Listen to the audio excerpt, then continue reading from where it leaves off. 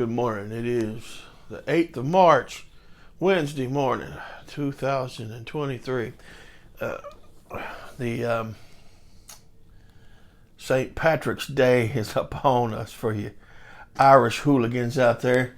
I always disliked St. Patty's Day growing up because I never really had a lot of green to wear. I don't know, maybe I just didn't like it. So when I was a kid, I'd tell Ma, say, Ma, I have to have something green today, Can we find something green to wear for tomorrow?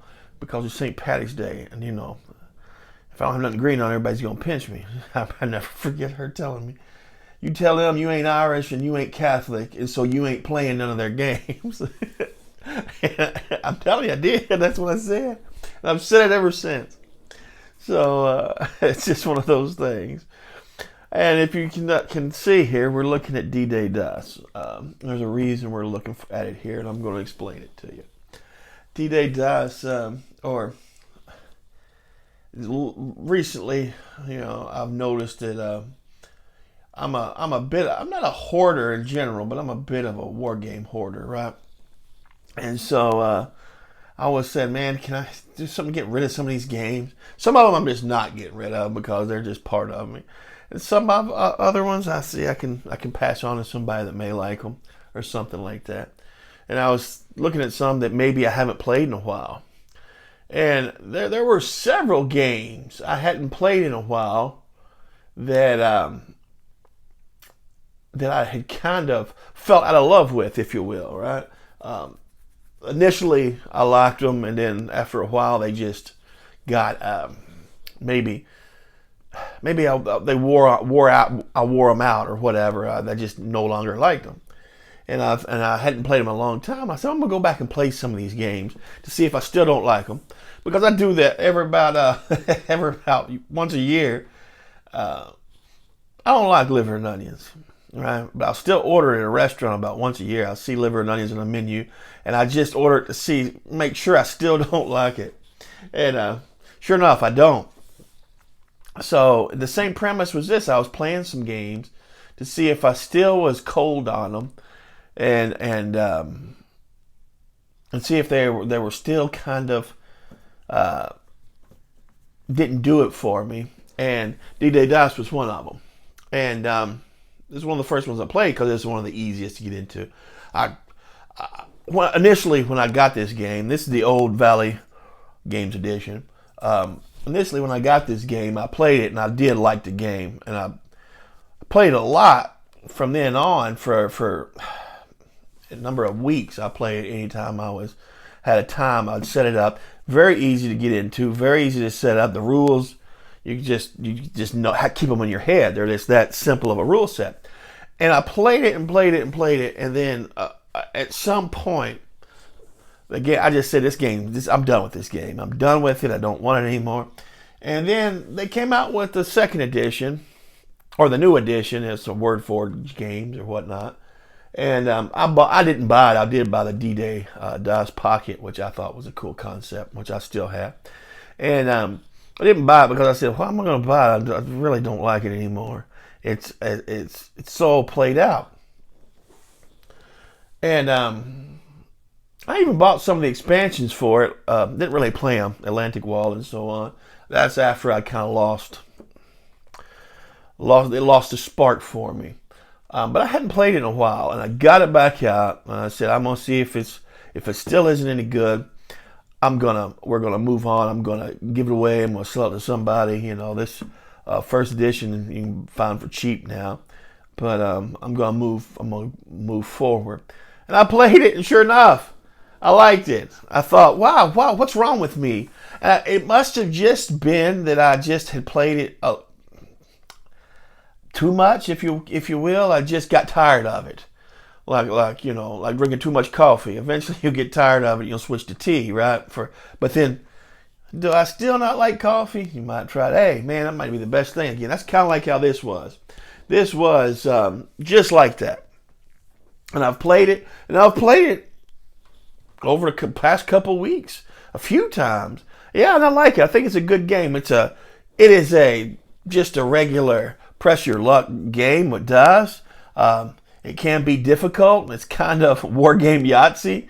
It's just a light game to play. It's very easy to get into. I found myself playing this in the last couple of weeks when I don't have time for a big. Anytime I have a few minutes, I'll set it up and play it.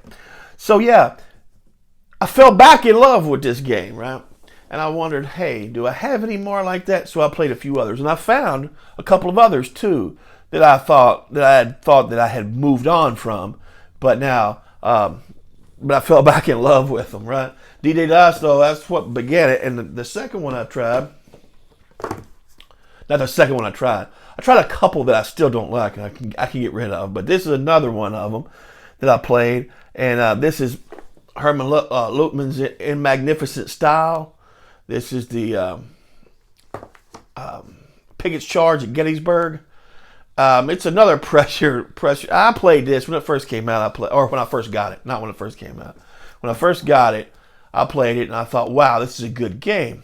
And much like D-Day Dice, I played it over and over for the next few days until I finally kind of hit a wall.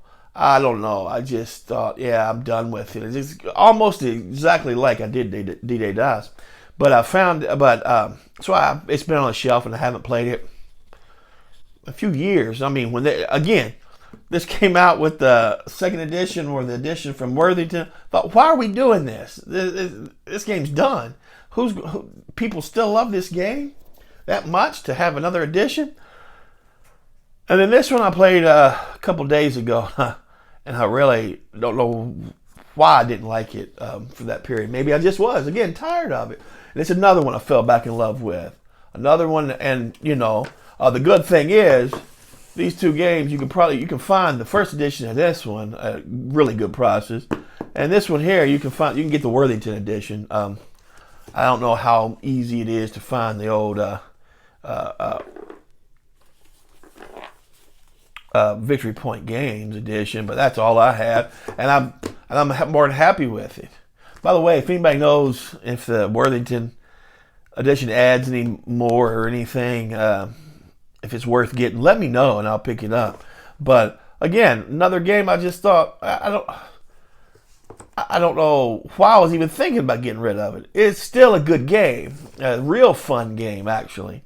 I'm probably gonna play it today after I get off here at some point. But yeah, another one.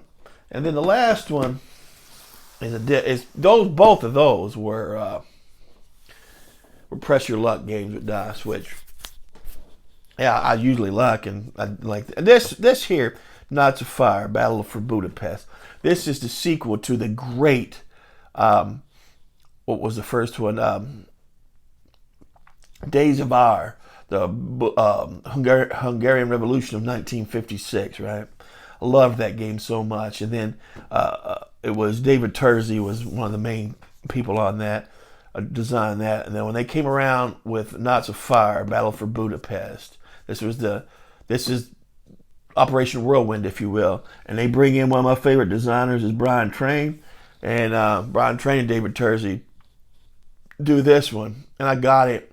And you can play it co-op, solitaire, or you can play it opposed even. And I probably played it 6 or 7 times, half a dozen times at least. And when I first played it, I thought, wow, this is a really good game. I like it it's a lot different than Days of Our. And then after half a dozen or so plays, I just didn't see myself going back to it. I didn't go back to it, and I just dropped off playing it. And I didn't really consciously say I don't like this game anymore, but yet I wasn't playing it. And so this was on the shelf, and so I break this one out and I play it. Yeah, man, this one's still good. Maybe it's just because I have so many games of it, but this one's still good. This one I really did fall back in love with. It's, in my opinion, now I think it's better than the original Days of Our. Very much more war gamey. It's a block game if you're playing it opposed, which I like the addition to blocks. I like everything done in here. It was probably the funnest gaming experience. I played it solo, but it's probably the funnest gaming experience I had when I picked this up and played it again in maybe the last 6 to 8 months. It was that fun, and it plays fairly fast, not as fast as these games. These games play in a matter of 15 minutes, right? Well, D-Day DOS does. This one's a little longer, but not long. This doesn't play as fast, but it's just as fun. And I just fell in love with it all over again. And but all these 3 games, I did that with. I fell in love with them all over again, and that's a lesson I learned now, that I really probably do need to go back to games that I actually didn't think I liked or whatnot, and try some of the old classics that maybe I thought I played out. Yeah, you can fall back in love again, and I'm definitely not going to get rid of these 3. They're that good.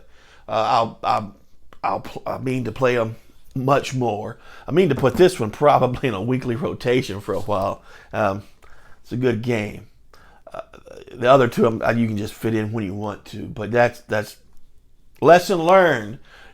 Always make sure you dislike the game before you get rid of it.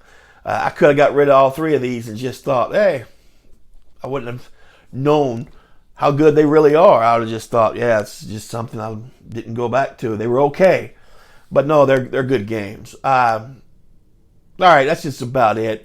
Again, sorry, I keep teasing this, but I do have a special game coming that I want to show, but it's still not here. But it is coming. It's been promised it's coming. It'll be here. I thought it was going to be here last Wednesday. It's not here this Wednesday, so it is what it is. But I got one coming. But I just wanted to share that with you. No matter what anybody says, don't get rid of the things you love. You'll regret it. And make sure you don't love them before you get rid of them. That's it. Y'all have a great day. Be careful out there. Springtime. Flowers are bloomed. It's a beautiful time out there. Enjoy it. Y'all have a good one. Bye-bye.